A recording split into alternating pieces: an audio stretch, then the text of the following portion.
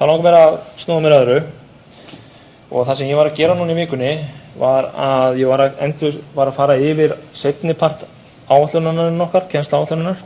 Ég ætla aðeins að tala betur um það á mánudaginn, en eitt sem ég sá það að ég þyrfti að finna mér pláss fyrir visualizing architecture, þannig að mér langar að taka núna örfáa glærur það hvernig við visualiserum architecture. Það er að segjum sem svo að þið eru að vinna í verkefni og svona og fólk vil þá vita hvernig sýndum við myndin af þessu, sýndum við myndin af kerfinu ykkar. Menn alltaf að byggja mynd, ég þekki þetta frá minni vinnu að hvað big picture hérna, ég vil fá að sjá þetta og menn fara síðan ekkert áfram fyrir að sjá einhverja myndir. Þannig að ég ætla aðeins að tala myndir og hvað menn gera til þess að útskýra, því að ég búin að segja það að arkitektúr bara ákveðin struktúr og ákveðin sýn, vision. Og hvernig teiknum við þá arkitektúrin okkar? Og ég að nota hérna Brown-bókina, þetta kaplar eins og áður, þá þetta svona frekar stuttir kaplar.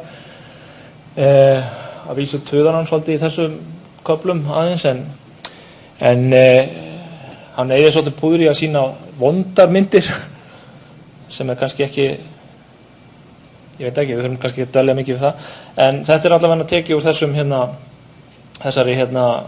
þessari bók og mér finnst það sem að hann gerir alveg svona mjög svipað eins og ég hef verið að vinna þetta, en svona eitthvað nýtt sem að ég lærði þarna en mjög svipað.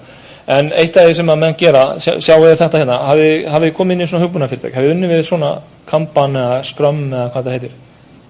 Ef þið færið inn í flest fyrirtæki, til dæmis mitt fyrirtæki, öll teimin eru með svona Kanban-borð og til dæmis teimi sem ég product owner í, þar er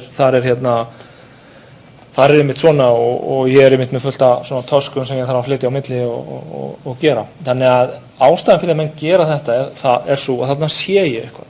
Ég sé stöðuna á verkefninu.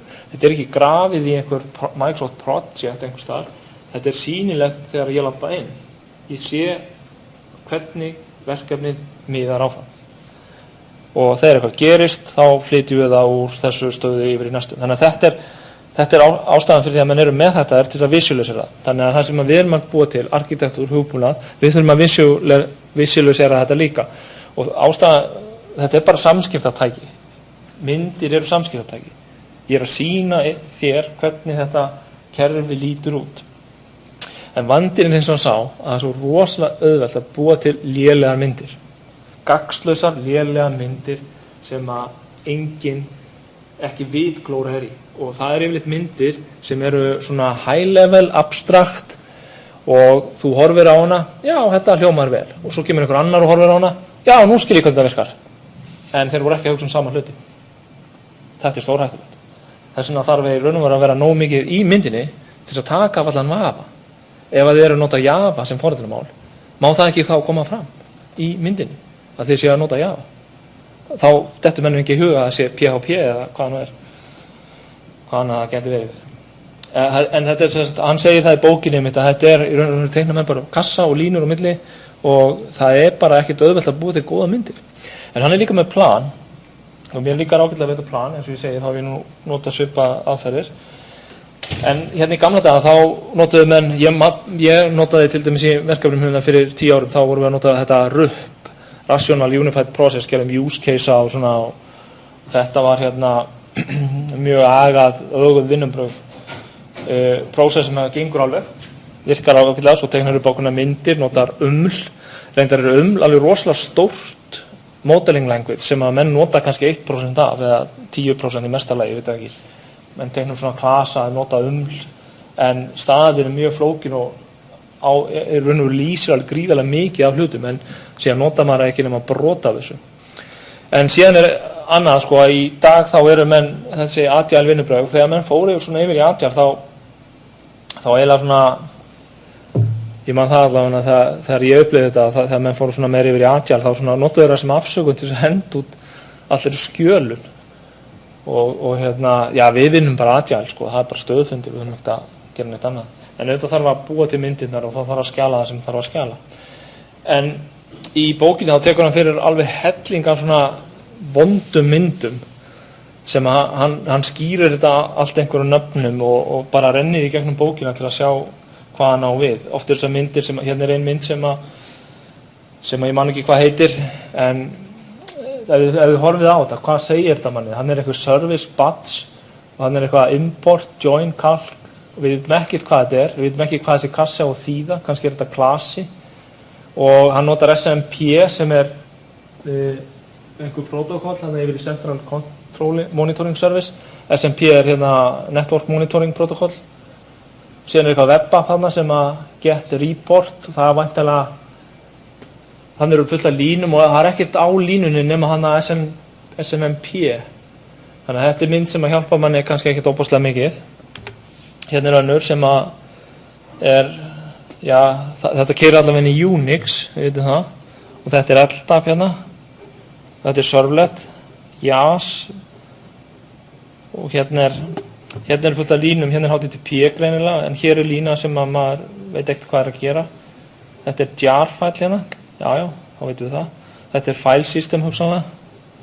Hérna cron, það svona job sem að keyrir í Unix, og hérna einhver, þannig að þetta hér önnur mynd sem að með vefþjón hana, risk report GUI, og svo hérna application server, hérna Java greinilega, og þannig einhverju 2 servisar. Þannig að þetta allt svona myndir sem að hann hefur tekið saman af svona, þar sem hann setur fólk og lætur að teikna myndir og síðan kennir hann því að búi til nýja myndir. En allavega þetta væri nú kannski, ég veit ekki, þetta sýnir eiginlega bara allt saman. Þetta bara, þú veist, þegar þú búin að sjá þetta, þá bara allt að vera komið. Hérna calculation engine, sjáum við það, hún kann að reikna. Þannig að þetta svona myndir sem hann að setja í bókina sem dæmi myndir sem hann segir ekki neitt. En það oft þannig að það vantar oft svona, ef menn eru með liti, ég oft tekið eftir því að svona græni kassar og rauði kassar og hvað því grænt, það eitthvað? Og tilgangurinn kannski ekki, og hérna relationshipin. Það oft sem menn nota svona hugtök eins og hér business logíkin. Hvað business logík?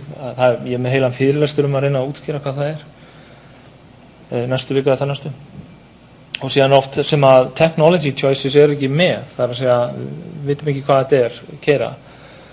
Og oft með detail og svona, þetta hérna, það ýmsi gallar svona við þetta, en við þurfum samt að vera með einhvers konar leið til þess að vera með myndir.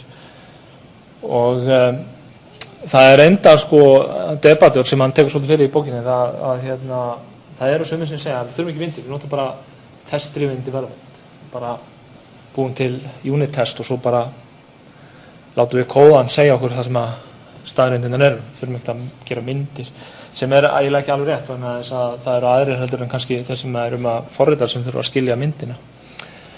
Já, það náttúrulega ekki lengur í tísku, og síðan eins og ég var að segja áðan, sko, þá hafa menn sko agile bylgjan svona eða hendi myndum svona documentation svona út gluggan, en auðvitað það ekkert farin svo þörf að vera með myndir, því að við þurfum að geta kommunikera big picture, við skulum skoða hvað það við þurfum að hafa alla á sömu blaðsíðu, við erum að vinna með þessa tækni, þetta arkitektúrinn okkar, þetta það boundaryin sem við notum og svo framvegis, og ef við gerum svona þá notum við þessa aðferð, og ef við gerum þetta þá notum við þessa aðferð.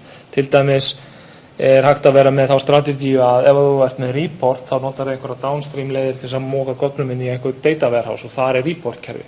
Það getur verið arkitektúrinn. Þetta þarf að kommunikera bæði myndi og orðum til þess að allir í development teaminu átti sig á því þetta staðan, þetta strategían fyrir okkur að gera.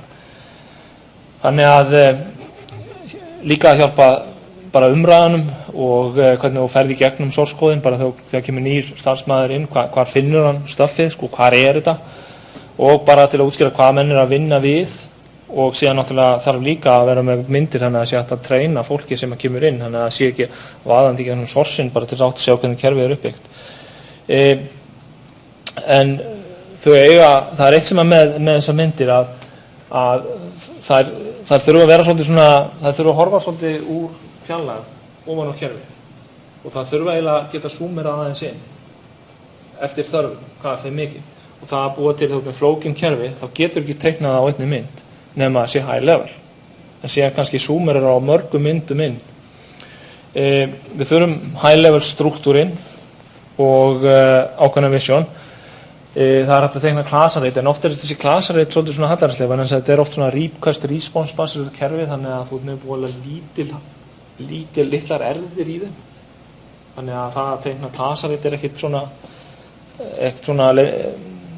upp á endir alls og það sem að í raun og veru nóg að vera með eru ákveðin svona tegundadiagramum eitthvað sem heitir kontekst sem útskýrir svona í hvaða umhverf ertu að keyra hvað er kerfið þitt container sem að sýnir þér gáminn hvaða gámar eru þetta sem að keyra database gámur, application server gámur þetta eru containerarnir og svo að þú myndir zoomera inn í einhvern container hvað er inn í honum svo að þú zoomerar inn í, þá farið komponenta þannig að þetta er eiginlega svona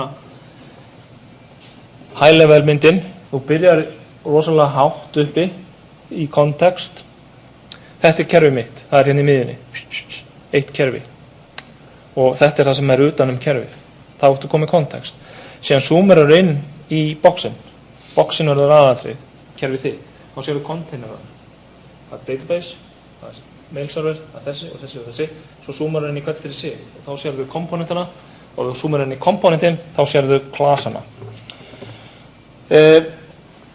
þannig að það er það sem við ætlum að skoða fullt af það er mjög auðvelt að gera lélega myndir og það er mjög erfitt að fá teymi til þess að teikna myndir vegna þess að fyrsta lagi þá bara kunnaði það ekki og eiginlega bara vilja það ekki en sumir verða að teikna myndir en það sem ég langa þá að fara í gegnum eru þrjár tegundir af myndum þetta, hann talar C4 context, container, component, class við þurfum ekki að tala klasari því þekki þau en ég ætla að tala context, container og component diagram og markmiðið með þessu er að þetta eru markmiðin sem við eigum að hafa í staðan sem búið til eitt diagram sem sýnir allt saman hvort sem það er detail eða ekki detail þá er það kannski ekki góða leiðin vegna þess að við þurfum að hafa svona zoom level þar að segja við þurfum að vera mjög hátt uppi sjá yfirsýn yfir kerfið þá sjáum við ekki hvað klasar eru í kerfinu svo zoomerum við inn á kerfið en vegna þess að myndin er svo ugly og gagnslaus þá myndum við zoomera á mismunandi parta af lausninni ef ég er að skoða það sem er í application containernum þá er það þetta hérna, þetta er stórmyndin en síðan ef mikið af þjónustum þá þurfti ég kannski að zoomera inn á svona meira logist betur að vera með margar myndir sem eru hnitmiðar heldur en einn stór sem enginn skilur þannig að þetta er svona abstraksjónin í þessu ef við horfum að abstraksjónir þá er þetta svona eins og kerfi eru sett upp ég er alltaf með system hérna ég er með containera nokkra og inn í containernum eru síðan komponentar og inn í komponentum eru klasar og við getum líka litið á þetta sem service þetta hérna service sem að sér hérna get history service, get þetta service svona þess að keyra alltaf í einhverjum gám þannig að skoðum þetta klasarnir, það er þetta hérna þetta eru bara building blokkin sem við erum með við getum búið klasareit sem að lýsir einhverjum ákveðnum þáttum en þá myndi ég teikna bara þetta hérna ekki allt hitt líka bara svona það sem á við oft þegar maður er að sína fram á hvernig ákveðið design pattern er útvart þá er mjög sniðugt að teikna klasareit en maður sér samt ekkert óbærslega mikið af klasareitum bara við hugbúna að gera í dag en er ekkert að teikna þetta rosalega mikið en væri kannski ástæða til þess öðru hvoru bara til að koma öðru minni þannig við ætlum ekki að spá í klasareitum en við ætlum að spá í komponentina eru síðan einhvers konar grúpa af klösum eins og til dæmis authentication service, payment service og það er eitthvað svoleiðis og síðan er þetta hérna oft þannig að þetta er kannski eitt service sem er með marga klasa og ofan hennar klasa kemur eitt API hérna, REST API eða eitthvað sem að væri þá ofan hann og þeir sem tala við þetta API þeir veit ekkert hvaða klasar þetta er, það er developerinn sem að sér það En komponentirnar eru sem sagt eitthvað sem að keyra inn í containernum og grúpar saman á lógískan hátt ákveðna klasa í einhverja ákveðna þjónustu, eins og til dæmis authentication service. Síðan það containerarnir. Containerarnir, það eins og ég segi, það eru application serverar, webþjónar, bara eitthvað sem að keyrir þessa komponenta, eitthvað sem hýsir að við erum með service, þá þurfum við að deploya þeim við erum að deploya þeim inn í einhvern webþjón eða application gám eða eitthvað svoleiðis. Og eins og ég segi þetta getur verið webþjón, application server, einhvers staðar verður þetta að lifa, þetta dot sem við búum til. Og ef þetta eru processor, þá lifir þetta bara í process frameworkinu, þá það containeri. Það eru til dæmis Enterprise Java Bean.net, þetta eru svona system sem að sjá lifecycle managementið á þessum. Þannig að containerin er ein abstraction. Skiljið hvað áttu með abstraction hérna? Það er mismunandi stig á lausninni. Og svo system, það er stærsta abstraktionin, þannig að ef ég horfi bara á þennan, þá er þetta kassi, þetta er kerfið mitt sem ég er að búa til. Við erum búið til Uber þjónustu, eða Ruber, og þá er þetta Ruber. Þetta er þjónusta. Allt sem inn í, það er bara það sem þessi þjónusta gerir og við erum með eitthvað skil og websíður og svo framvegis. Og upp og allt annað, allt svoleiðis. Þannig að mér langar að fara í gegnum þessi 3 diagram, context, container, component, sleppum classes, þekki það alveg, en förum bara í gegnum þetta. Og þetta er svona sett upp eins og hérna design pattern. Þetta er eitthvað sem er mjög gott að byrja með. Þetta er mjög gott að sýna fólki sem er ekki tæknifólkið svona myndir. Og þetta er til að segja hvaða kerfi er þetta, fyrir hverju er það, hver er að nota það og hvernig dettur þetta inn í IT environmentið. Þetta er bara svona stóra myndin sem að sýnir svona kerfið hvar það á heima. Og við byrjum á því að teikna kassa í miðjuna. Og þessi kassi er okkar kerfi. Hann fer í miðjuna, bara beint í miðjuna á blaðinu. Og síðan kemur spurningin, hver er það sem er að nota þetta?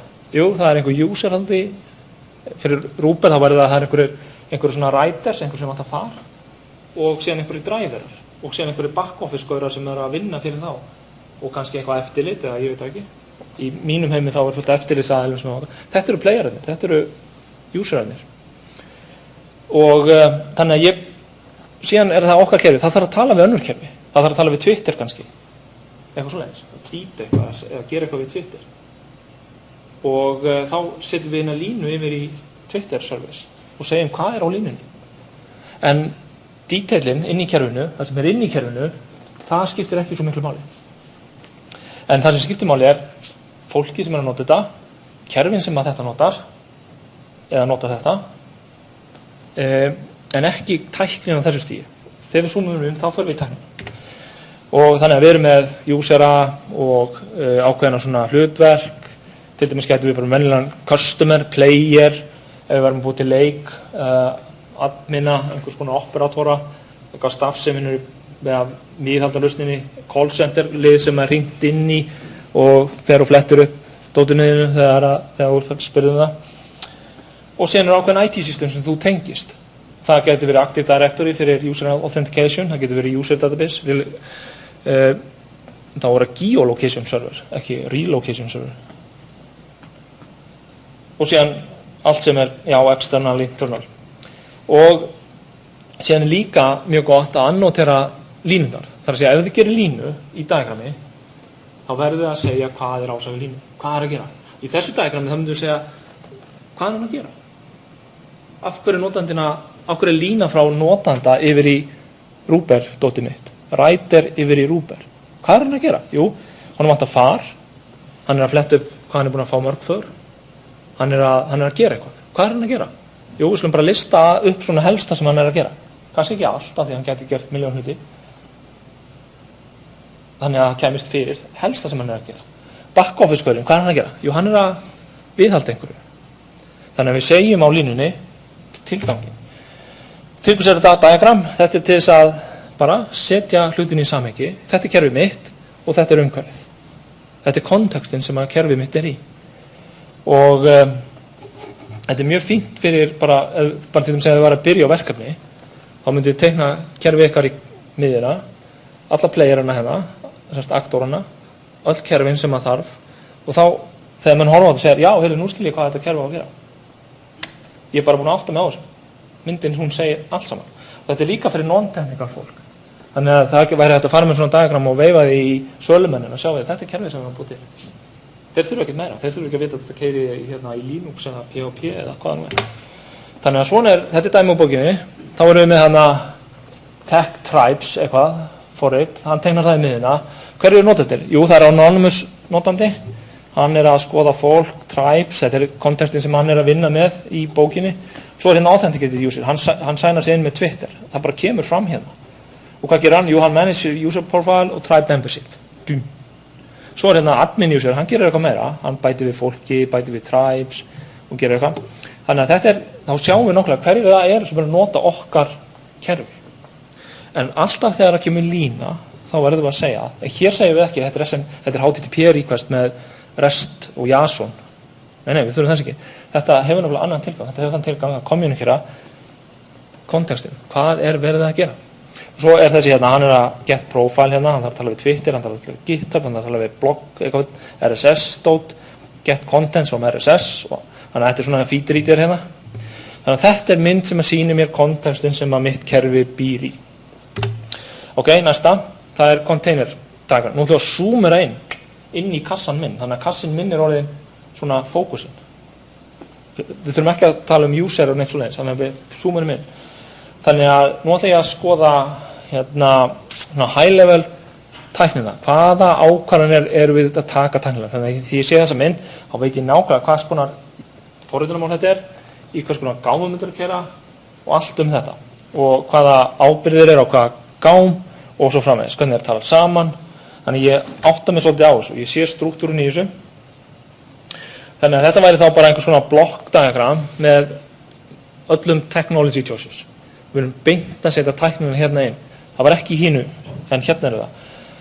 Þannig að allt sem svona allar einingarnar í kerfinu á þess að fara niður klasaritið myndu koma þarna fram. Og gámurinn sjálfur oft svona middleware, þannig að það kemur svona fleiri en eitt gámur. Við sjáum svona struktúrun á gámanum. Hér eru dæmum gáma, það Apache, Tomcat, Microsoft Ish, Jetty, JBoss, WebSphere, þetta svona í Java heiminum. Mitt fyrirtæki nota JBoss til dæmis. Og Oracle database og NoSQL databasear. External storage, file systems, authentications, þjónustur, alls konar, hérna, þetta eru gámennir, þannig að ef við værum að nota fullt af þessu, þá myndi þetta koma inn á myndina einhvern veginn. Síðan myndum við segja fyrir gámana, þetta vefþjónnin. Þannig að sá sem að horfa á þetta, hann segir, já, hann vefþjón, já, ég sé það, af því það stendur á það. Þannig að það má ekki gleyma að segja hvað þetta og þó svo að tunna tákni database yfirleitt, þá er alltilega að segja að þetta databaseinn hérna og hann heitir þetta. En þarna þarf að koma hvaða tæknir að keyra. Þetta Apache, Tomcat. Ef ég með vefþjón, hvaða vefþjón ég með?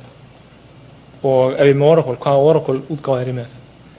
Þannig að, og svo líka hver gerir hvað. Það svo rosalega mikilvægt í svona lausnum að sjá hver gerir hvað.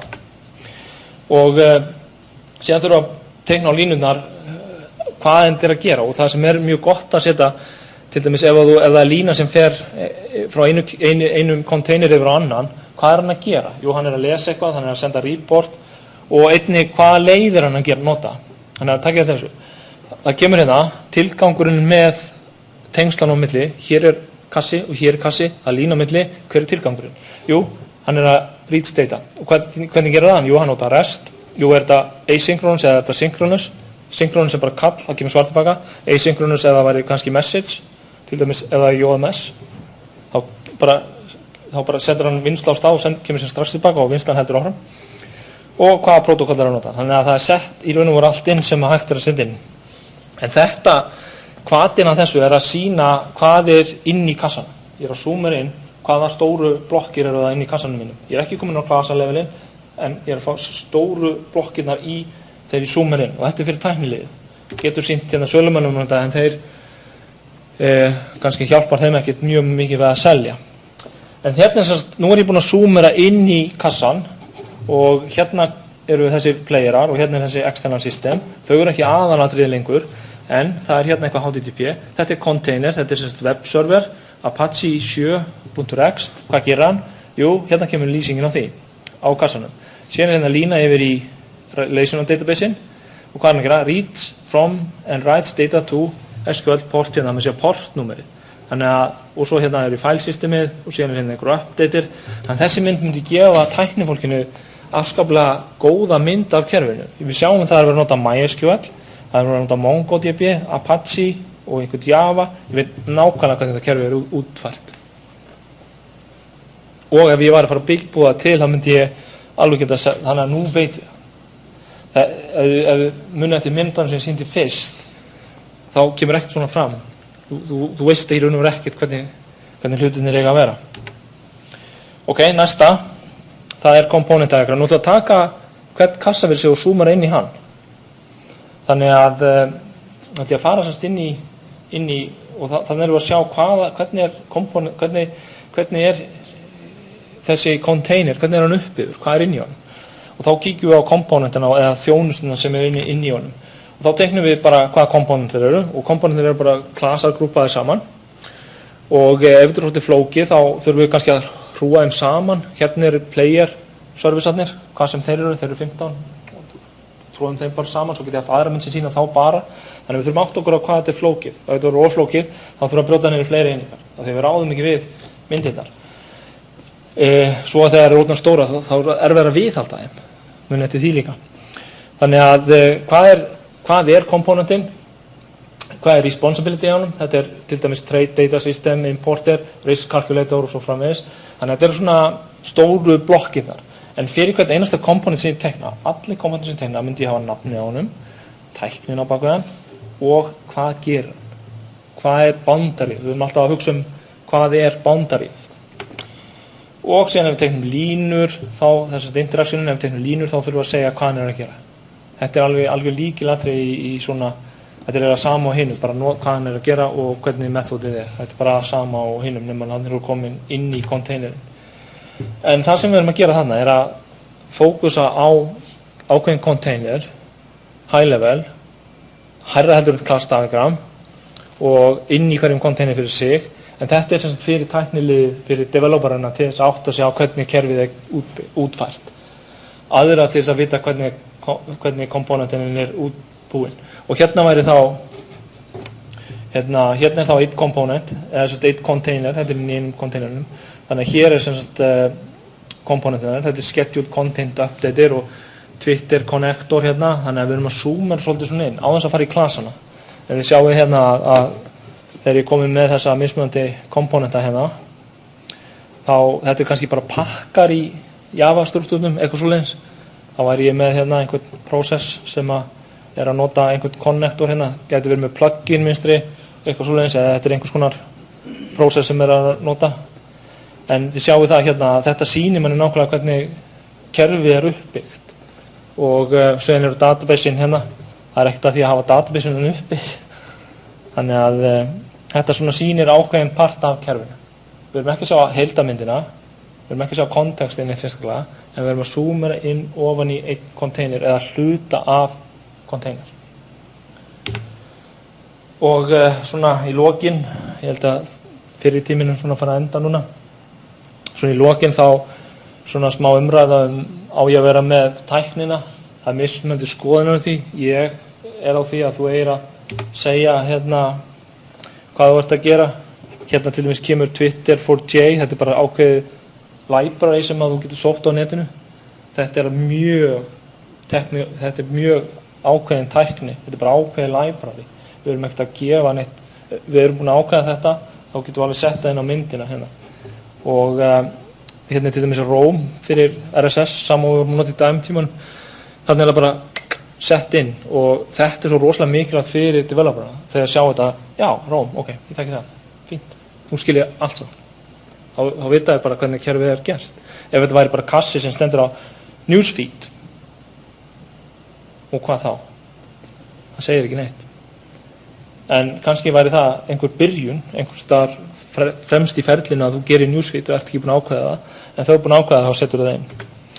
Þannig að tækni, hún ætti að vera inn ef við erum búin að ákveða hana. Ef ekki, þá getum við sagt til dæmis svona þetta. En það er oft sem að fyrirtæki þau ákveða stakkin sem við snemma. Meina, til dæmis Bector er Java shoppa og svo eru önnur fyrirtæki sem eru Microsoft shoppar og það eiginlega svona segir hvert þú ferð og svona segir hvaða tækni þú getur notað í kerfinu. Já, ef þú þekkir tæknina, komdu inn, bara serverana, þessi database, forritunarmálin, protokollurnar, message formatin, eða JSON, XML, whatever. Og sen mjög gott í þessu líka þegar þú komið með svona rit að spyrja býta, af hverju þetta? Þetta eitt besta sem hún gerir, það að spyrja býta, af hverju að gera þetta? Kannski var engin góð ástæða til þess.